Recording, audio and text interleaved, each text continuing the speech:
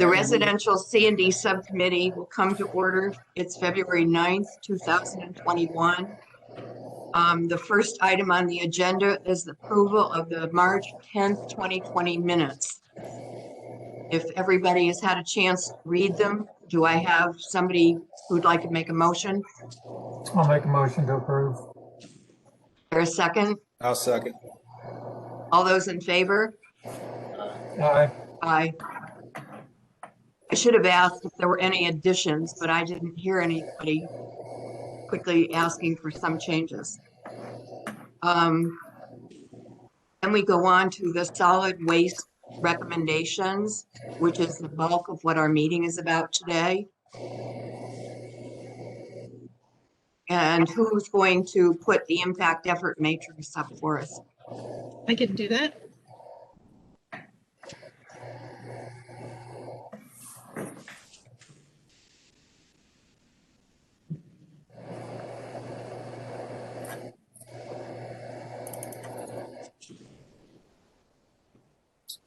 Just real to refresh my memory on the subcommittees. So we had 3 subcommittees, and the subcommittee I was on got dissolved and has been put with the other 2. But we just took the items that were originally in my subcommittee and kind of divided those between the 2 newly formed subcommittees. That's correct? That's correct. We tried to make them as logical as we could. Okay. Yeah, because some of these I recall, some of them I'm not familiar with, or just from the past. Yeah, there were 2 different ways to kind of categorize all those 21 recommendations. And the first way we did it was in those 3, like education or enforcement or service levels. And then we switched it to where it was categorized into the 4 ways of processing: residential, C&D, Okay. and ICI. So that's kind of how it happened. So some of those overlapped from the committee you were on before. So this effort impact matrix is going to show the committee who was working on those particular things where they put that on the impact effort matrix. Yes, they were kind of left alone from before, and then with this discussion, you all can, we can talk about it again. Okay. Actually, it sounds like it would be a good idea if you'd walk us through why the matrix is configured the way it is and why it's colored the way it is.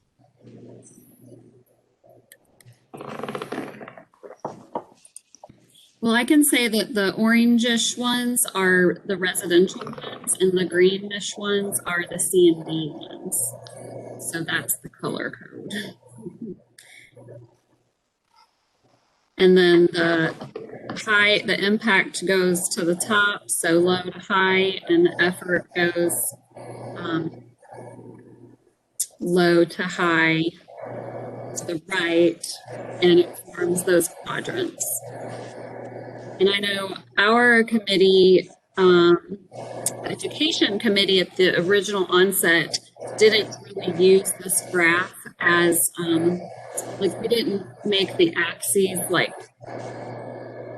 incremented. It was more just the 4 quadrants. I think maybe during some of the other committees, some of the recommendations were kind of more scaled. But these for now are really just in quadrants, and it doesn't matter if they're high up or below it. Well, what I would add is that the other committees, we didn't necessarily, what we did was each individual scored it. And what we did was we said that 4 of the 5 people that voted put this one in this quadrant. And that's how we kind of scored it. So if we had all committee members saying that this one item should have been in the upper left-hand corner, that was a strong consensus for it to be there. Other ones, if it was a split, then we had to figure out what to do. But yeah, what Karen, is this the actual scores that the other committee combined with these two committees? Is that what this is? What I'm saying is, if something's scored in that upper left-hand quadrant on both committees, it's in this upper left-hand quadrant now, correct? Well, it was a little hard to. That's like a really old-timey telephone. Hello. It was hard to go back and see what we were doing. Of course, it's been a year, so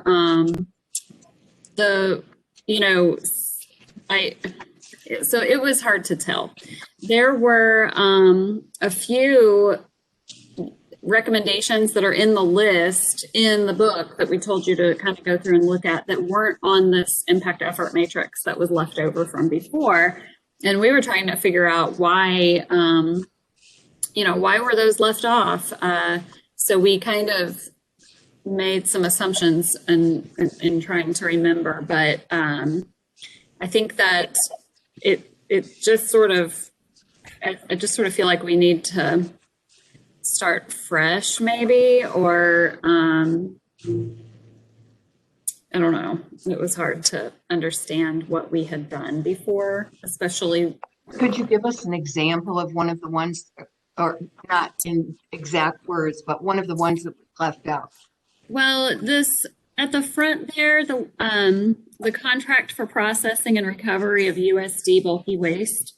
That one wasn't on there at all, and then in conversations prior to sending our materials out, we put it back on with this caveat that, well, the bulky waste by appointment system is in the works, so we're not really planning to focus on that because the bulky waste system being kind of revamped will help make that more like an option eventually, but we kind of have to get that appointment system going first. So in other words, it wouldn't be one that we could really prioritize. I would add that the recommendations were made with the waste stream of the unlimited items, and there wasn't size limits on the items. So the makeup through our pilot program shows that the waste stream in that bulky waste pilot in the USD, or in the bulky waste USD, is going to completely change. So there really isn't very much recovery that can come out of it at all. So it really became a moot point once we decided to go to that appointment system. I think we're only going to get like 25% of the material that we were getting.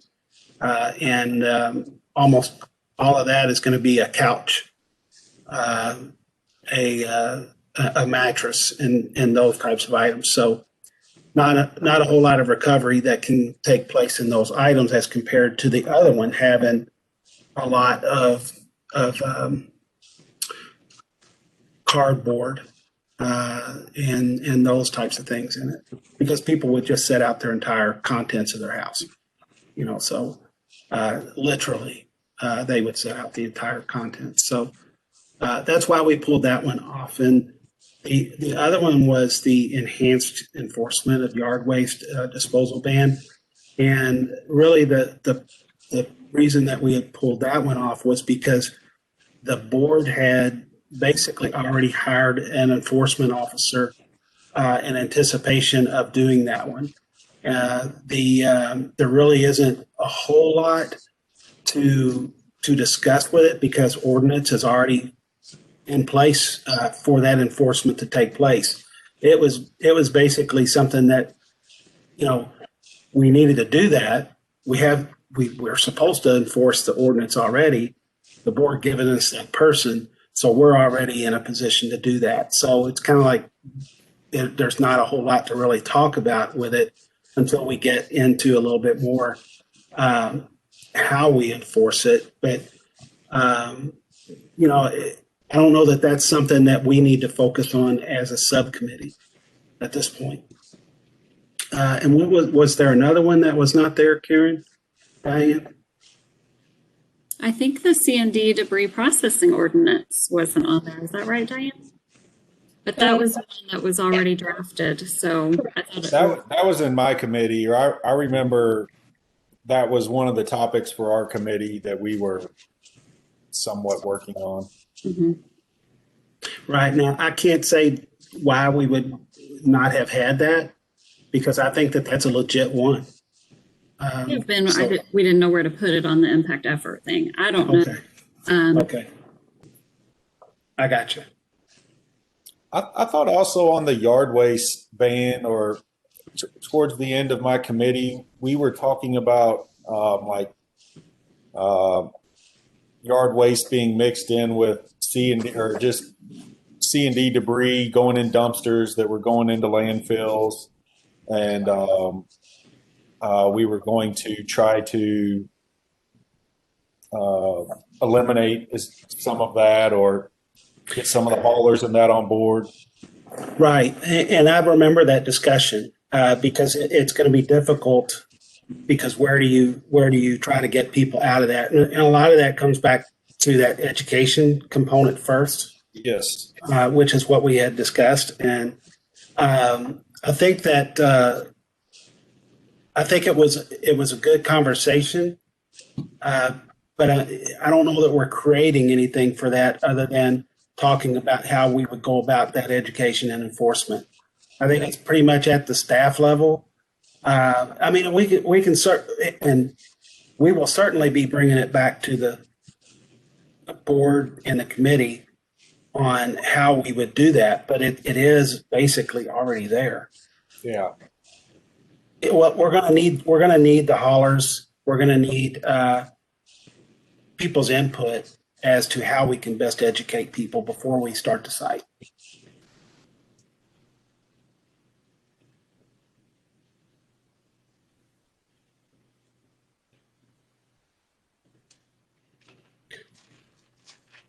Okay, where do we go from here? That's exactly what I was getting Of at. these topics, is there one that anyone particularly wants to work on, or thinks that? Pete, do you all have anything that you all would like us to tackle, or that anyone that you would prefer us work on versus another one, or you want to leave that totally up to us? Well, what I would say is that, we kind of want to make sure that we're going to get, and this one, which one do we want to start with? And we want something that's going to be very impactful, that doesn't take a lot of effort if we can get around it. But we don't want to spend a whole lot of time on something that's like the on the lower left, partnership with reuse retailers, residential. I think it's a very good thing, but it's really not going to get us a whole lot of impact. 500 tons annually by 2026, or whatever the date would be now. I don't think that that's going to get us very far versus like the C&D debris processing ordinance, which I think would net us 49,000 tons per year. I think that would be something that would be high impact, but it'll be something that'll be a little bit difficult to do. I don't think In it's, terms of legal requirements, political, community, all of the above? yeah. Yeah. Any time that we're dealing with having to change ordinance, I think that's the degree of difficulty certainly goes up. Now, when this one specifically recommends ordinance, this subcommittee could say, well, maybe we don't make it a mandatory type thing initially. Let's say that we recommend this to be an education and recommendation program with a goal of achieving so much in a certain amount of time. And if we can't reach that goal through education and stuff, then we come back and consider making it mandatory. But We had also talked about doing what you said and calling it a pilot program to see how effective it would be. I mean, we talked about that in regard to different kinds of things. Agreed. I think that one particularly will take a lot of effort. I think that one's going to be one that will be very difficult to accomplish. Like I said, I'm in the demolition business, and I see a lot of buildings torn down and bids and things like that. And I think you're going to have to get a lot of people on board and have an outlet for a lot of this material, a cost-effective outlet for a lot of this material, in order for any kind of contractor or anyone to really get fully on board with some of that. Or I think that will be very difficult or it will take quite a bit of time in order to get that accomplished. I would agree with that. Here's the thing with this one in particular. They're probably, what you're looking for is somebody that's going to process that mixed C&D. We already have a lot of source separated C&D, as you know. But this is stuff that comes out that's just mixed up. We're not going to find, is a company going to come in and set up one of these processing type facilities, just like there is for curbside recycling, to sort this stuff, if there isn't a ordinance in place? Because they're going to want a guaranteed feedstock. Any company that's going to come in here, they're going to want something guaranteed. If we have a voluntary program, they're probably not going to come in and set up, or a business here expand to be able to do a sorting of that. So this one might be the chicken and the egg discussion. You know, you might have to have an ordinance to get somebody to commit to it. How you can finagle that is a really good question. So I understand the complexities of this, and I do think that it would be something that's difficult. But I think it's also has a really high impact that might be worth making a go at it. Does the lead program not? I mean, a lead program essentially does a lot of this, or requires a lot of this stuff to happen on certain levels for certain things.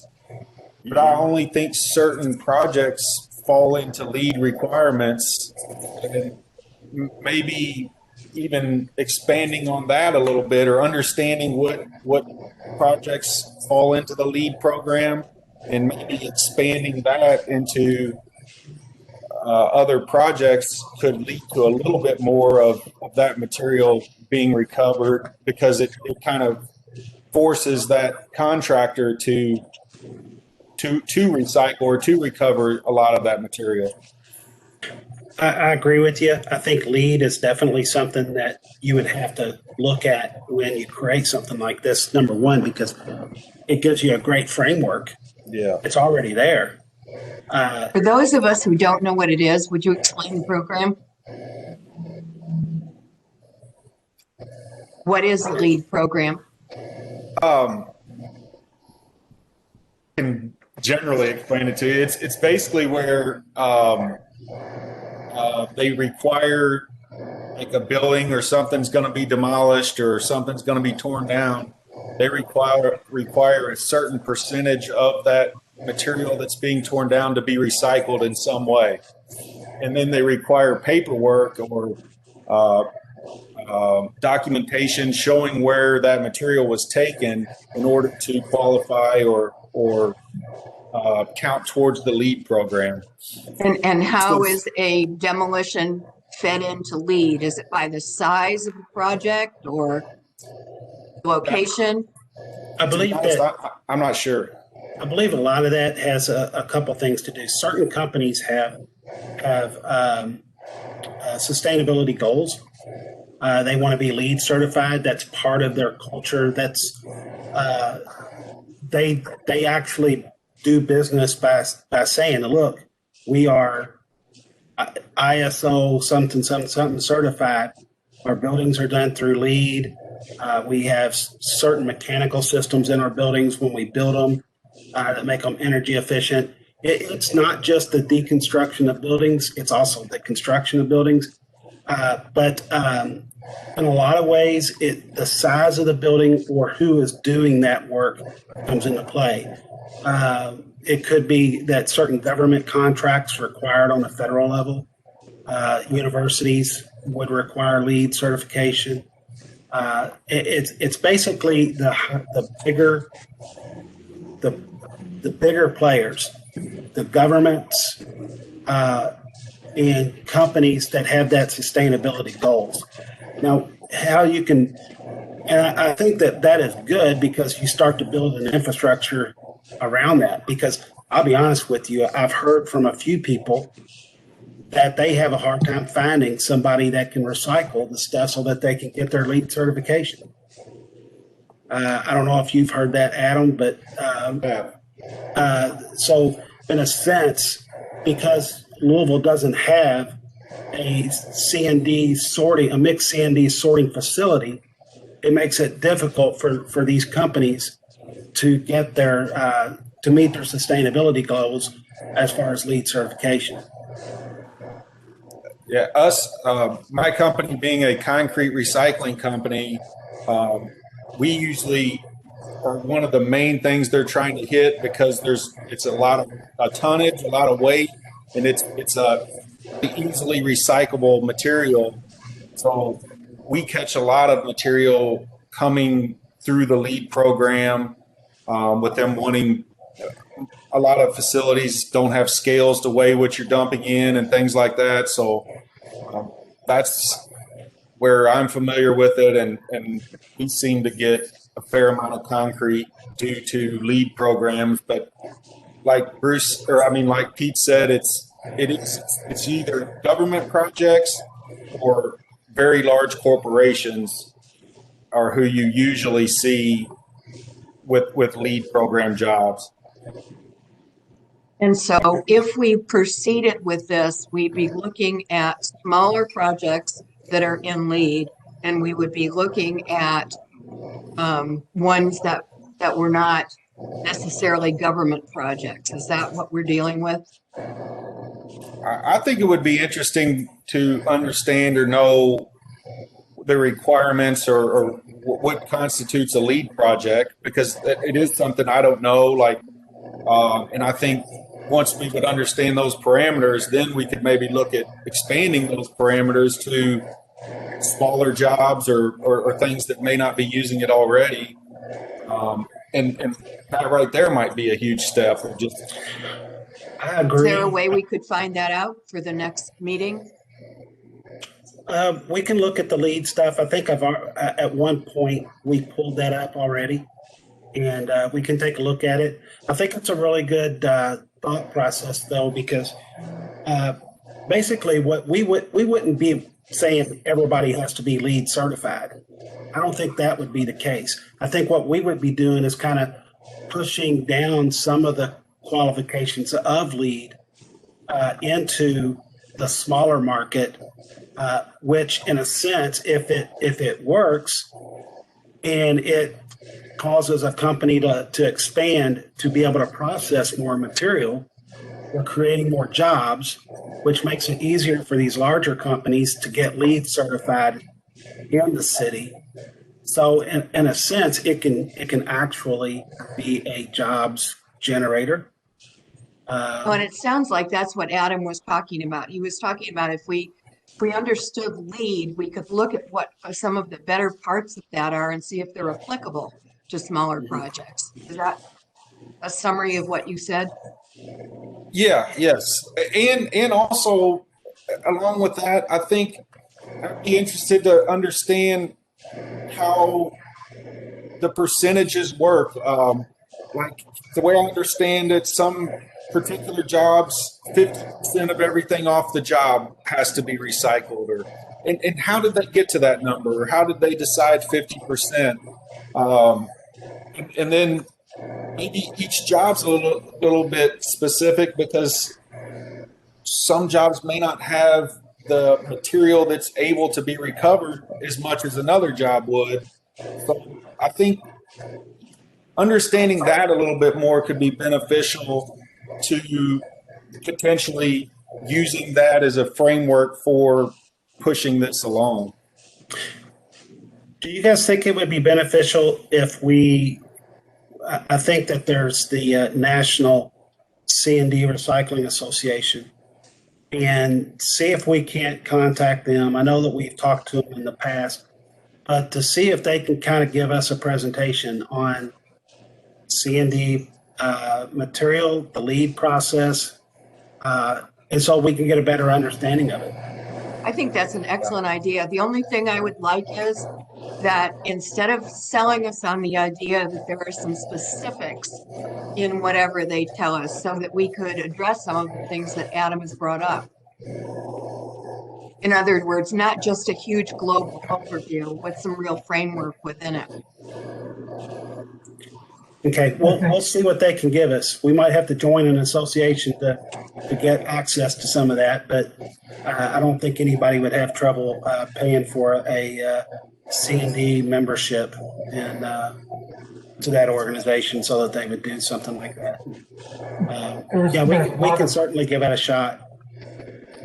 And I think that we should, because of the volume of material, as Adam was saying.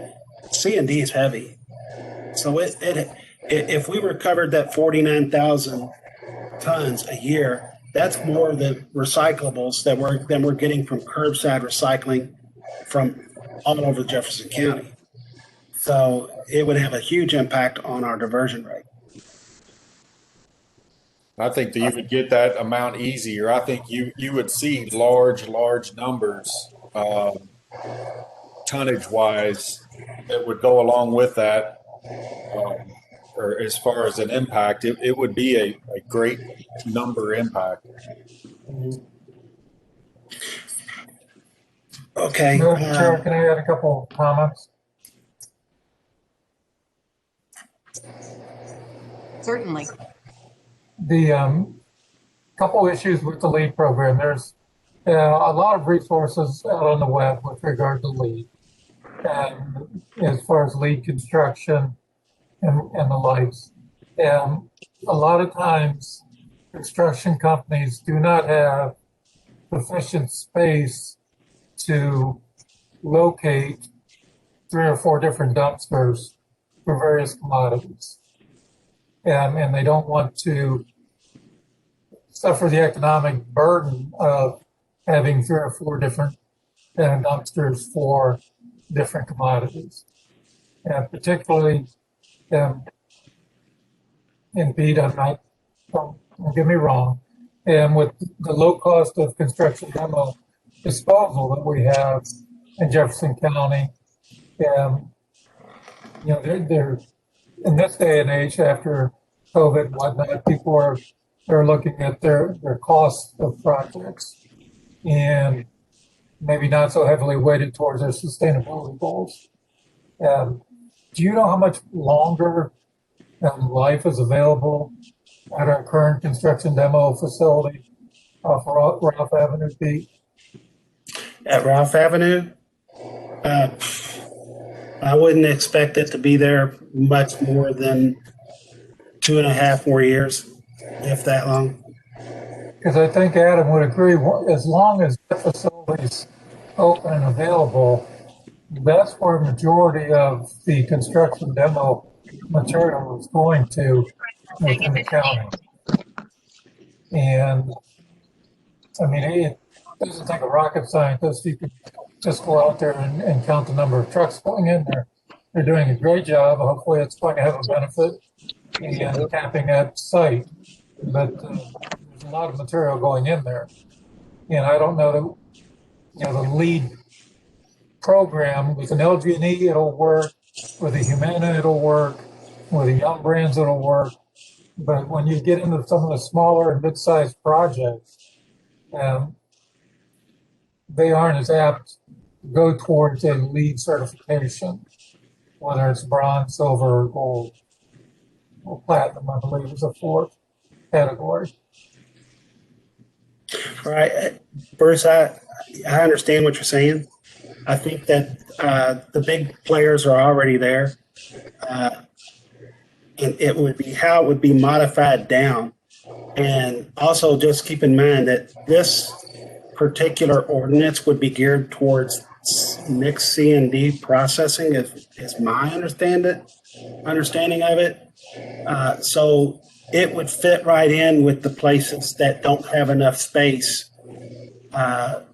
because they're going to have 3 dumpsters, but they're probably going to put it all in one, and then it would go to a mixed C&D processing facility that would do the sorting.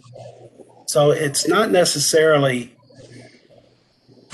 straight lead and a deconstruction of the bricks over here, the metal over here, the shingles over here, and so on and so forth. This is more geared towards the mixed material.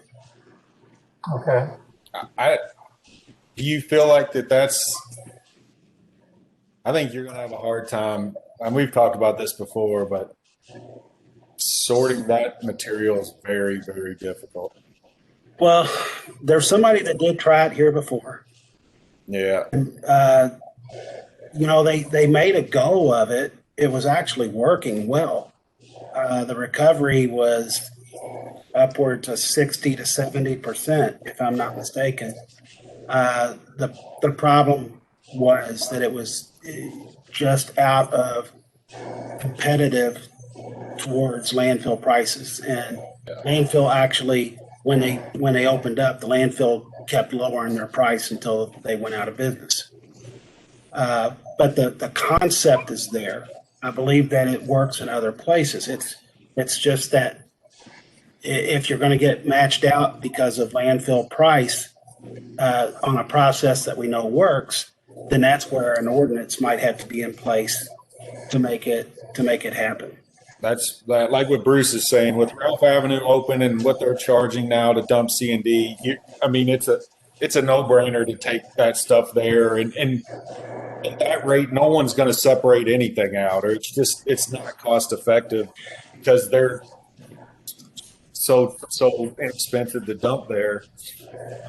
Disagree with that, but planning something like this now, it probably wouldn't happen in the next couple of years anyway.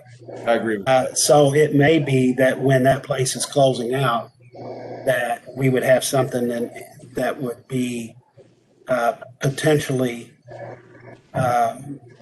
could fit in its place, and a lot of that material going in there could be recovered. Problem with writing an ordinance and then passing it is if you're not ready to be able to do what the ordinance requires, you've got a major problem. I mean, coordination and timing on this would be critical. Yeah, as most of these ordinances that we've seen instituted across the nation, it's always a stepped process of by this year you want to be doing this size buildings, and then it just goes down until the infrastructure there kind of builds up and gets to be put in place, because that's that chicken and the egg. You're trying to create this at the same time by not making something that nothing's going to be used. You have to coordinate that, and that's a difficult thing to do. I agree.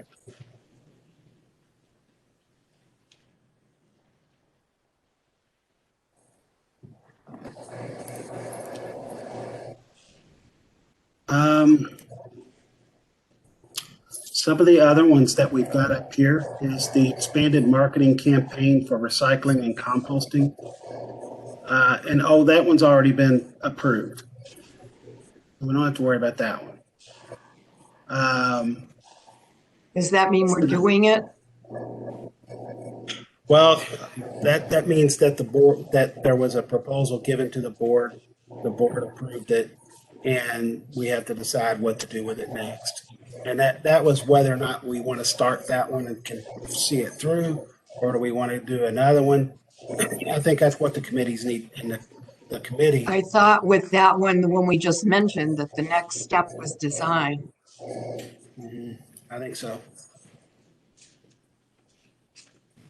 I think so.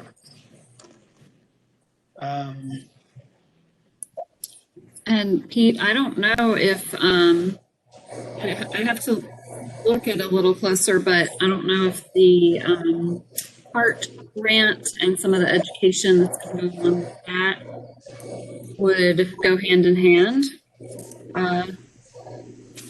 with that, maybe. Of course, it doesn't really talk about composting, but you know, we'll be getting some materials, recycling, outreach for recycling.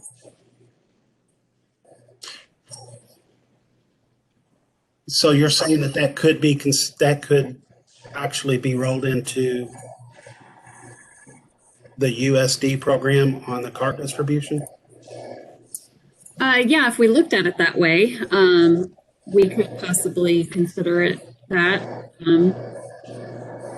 Again, I feel like I need to, I mean, a part of it looks like it says standardizing some of the images and things like that. You know, some of that's going to go along with this project we're already doing. So we can, if you want me to try to align what we're doing with that particular recommendation. Let me make sure that we're on the same one. Waste reduction, reuse education, residential? No, I thought you said expanding marketing campaign for recycling and composting. Oh, okay.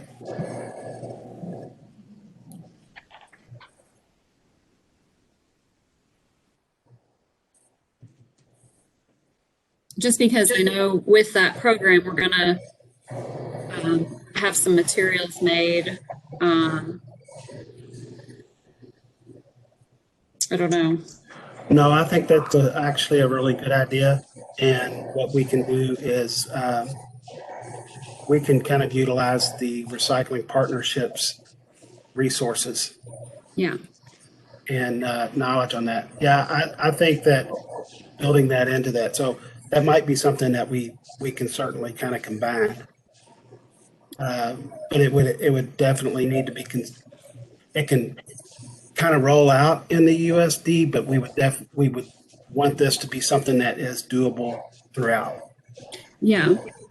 Yeah. And if we have a material that's made that's going to go into carts, you know, as a packet, but maybe it's something that could also be mailed or added to websites. It's about education in schools, so maybe we can build an educational program around that as well. So I don't know, that can be kind of a next step kind of thing because we're moving forward with that pretty well. So, you know, I can keep that updating and trying to figure out how we can align that. If that's what we want. I think that's a good idea. I mean, it kind of fits with in the design phase. So I would think that if the committee wanted to, they can also take a look at to get an understanding of what's going into the material with the rollout, but also what we think can be done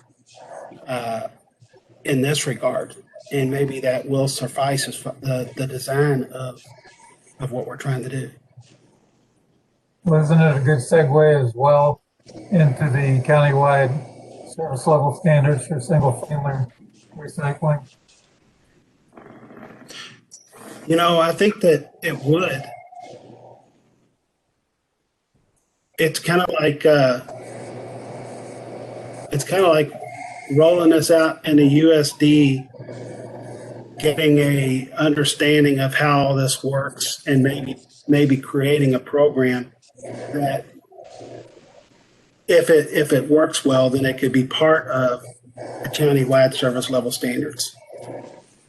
That makes sense. So it's kind of like gaining experience as we go. And then And you we're probably end up seeing the biggest problems possibly in the USD. These things. I would think so, but with this, the marketing campaign for this, honestly, I don't see that there's going to be that much difficulty with it. I don't know what the pitfalls of that would be. Of course, the countywide service level standards is a little bit broader, obviously, but that education campaign, I think, can be developed through the USD, and then that would certainly be something that could be used in the design of that section of the countywide service level standards. Does that make sense? Yeah, it really does. I was thinking, it sounds like we've got two items for our next meeting. One is finding out more about leads, and the other is finding out what the components of this initial USD project are. Mm-hmm.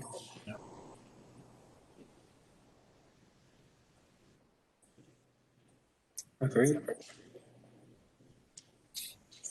Are there any other ones? So we kind of got a plan on that. Do we want to discuss any of these other ones while we got The 9 minutes? the one that I'm very familiar with is the shingle one. Trying to pull that. The reuse of materials in road construction. yes.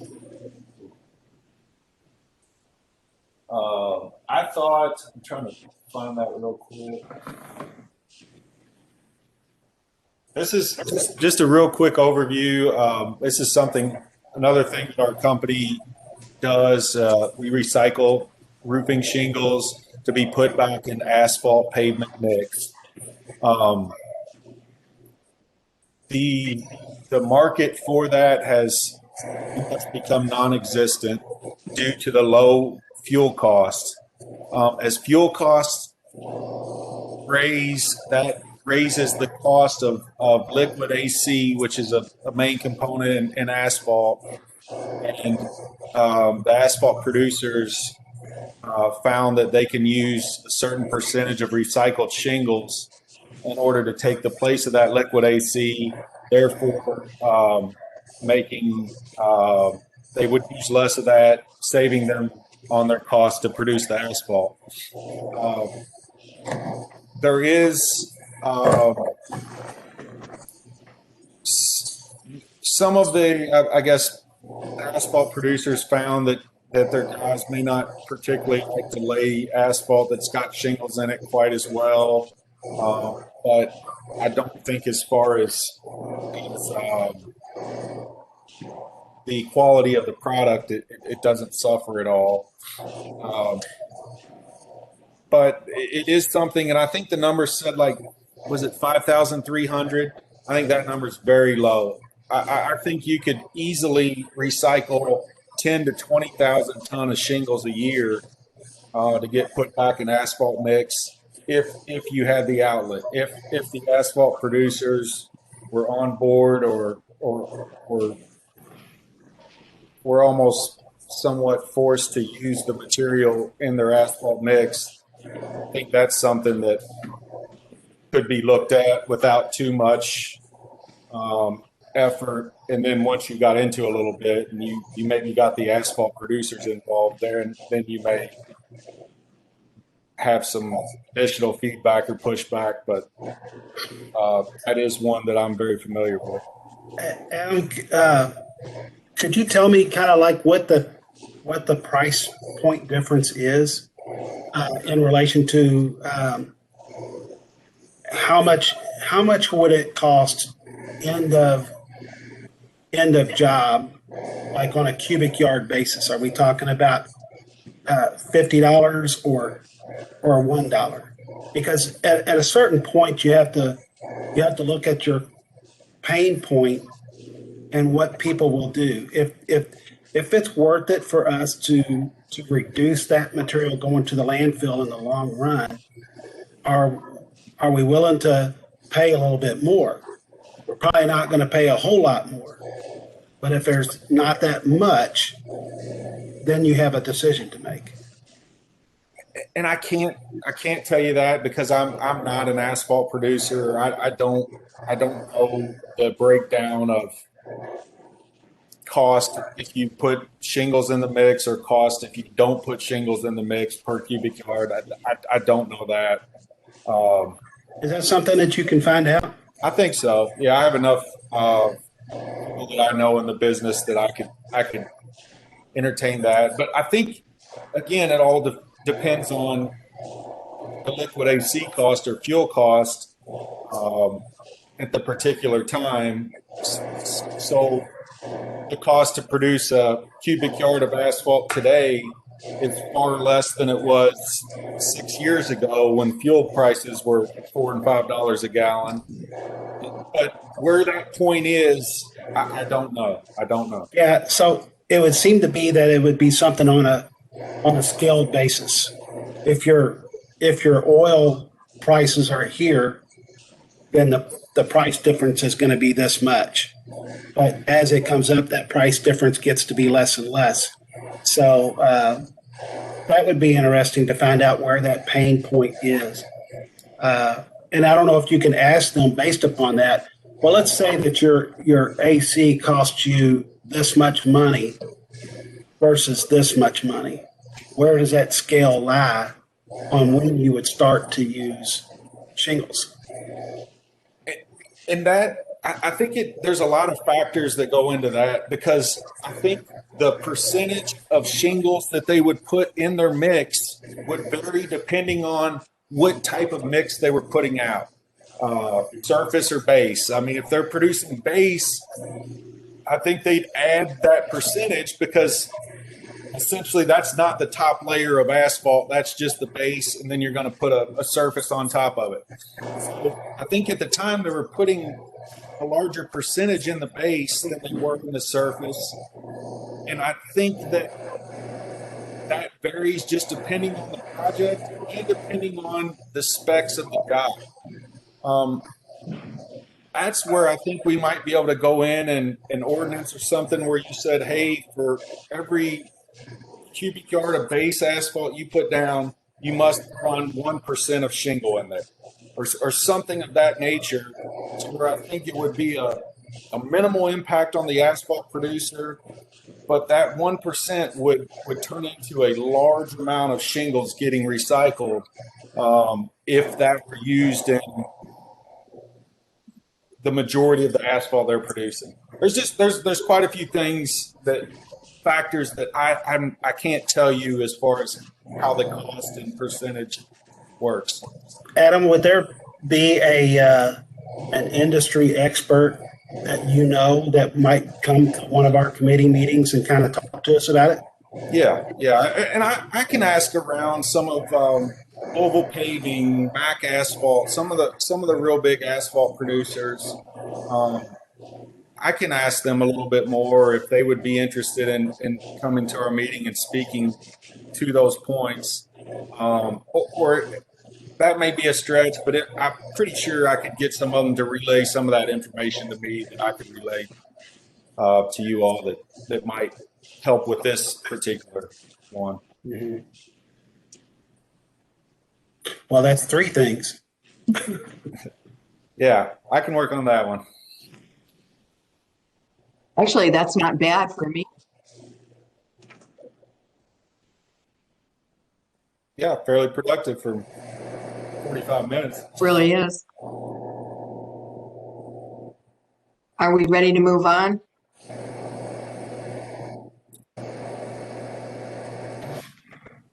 Sure, I'm ready.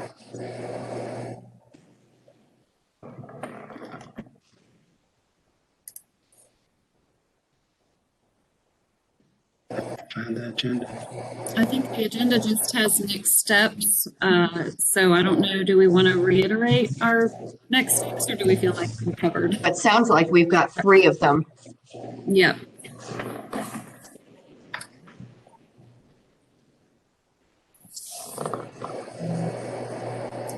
Well, that was easy. I think we're down to whether anybody wishes to be heard. For anybody who wants to be heard about any subject? Well, I did want to make a statement with regard to the new normal with respect to residential recycling and the online shopping that people have grown accustomed to now. I believe our study's somewhat outdated just because of the way it was handled. You know, however many years ago we had the study done compared to today. But I can tell you the waste at the curb is far heavier than it was 2 years ago. And the amount of recycling from the home is much greater than it was 2 years ago, just because of the Amazon effect. And as we go through our educational campaign, the residential, I guess expanded marketing campaign, we have to keep the focus on, the generator and whether that new normal is going to stay intact or whether the strip malls are going to open back up and the mass gathering points like the malls are going to be a point of shopping. I think we can all relate to what I'm trying to describe, but it is somewhat of a different world out there. I was having a little difficulty understanding you, Bruce. Your voice is a little bit muffled. I'm sorry. Maybe I can move closer. I was talking about, the new normal with regard to the Amazon effect on residential recycling and whether that's going to be the norm moving forward or if it's going to go back to big box stores and commercial recycling. Mm-hmm.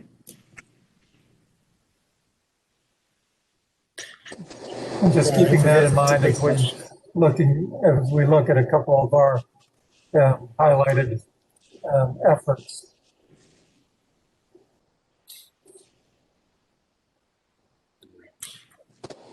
We certainly still have an increase in material at the curbside from residential in the USD. And the last I checked, the amount of recycling was up about 7%, if I'm not mistaken. But I'd have to take a look at those again. And as the economy comes back, is that going to translate back in the other direction is a really good question. Particularly dining. When restaurants open back up and start to fill up, that will take a lot of weight out of the curbside. A lot of people eating at home, a lot of the food weighs a lot. I don't think anybody knows what's going to happen over the next 6 months as far as the economy. Those bets are off. I'm just asking that we keep it in mind as we move forward on trying to develop the program. I definitely think that's a good idea.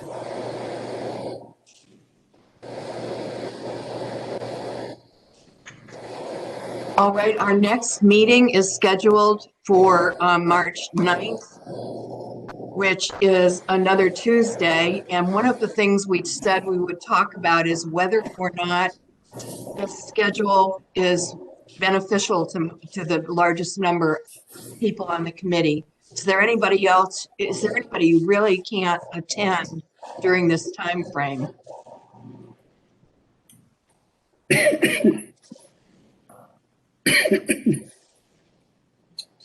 But the people who can't attend wouldn't be here today, would they? Well, we've only got one who's not here.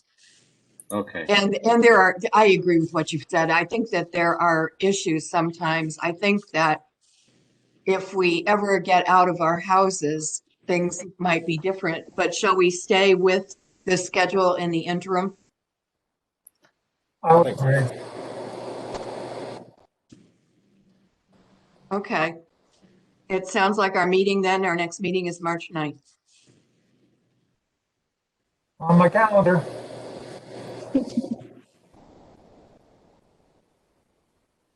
Do I have a motion to adjourn?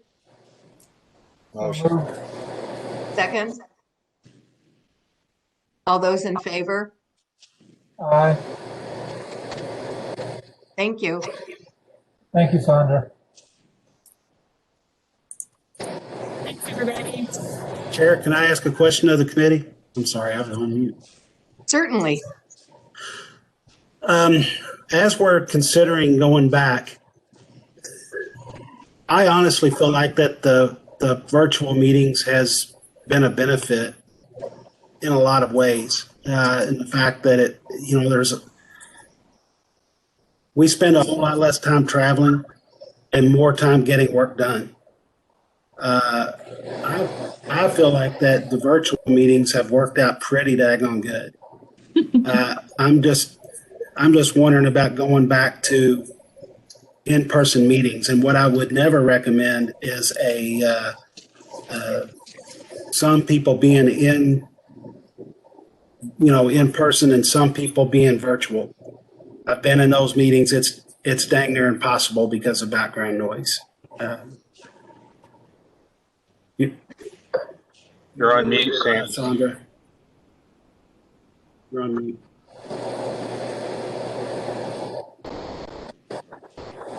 The problem with doing virtual meetings is that you lose a whole component of communication. You're not seeing anybody. You're missing all of the body language. And with all of us not knowing each other particularly well, I think that we have to do something in person from time to time. As all we are is a tile on a screen. And I'm not unopposed to these meetings being virtual. I just think from time to time, like maybe once a quarter, we should have an in-person meeting. I appreciate all the things about them being much quicker. Thank you.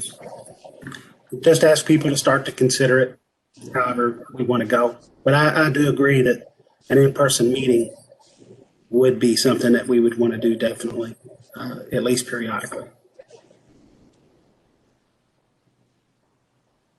That's all I had.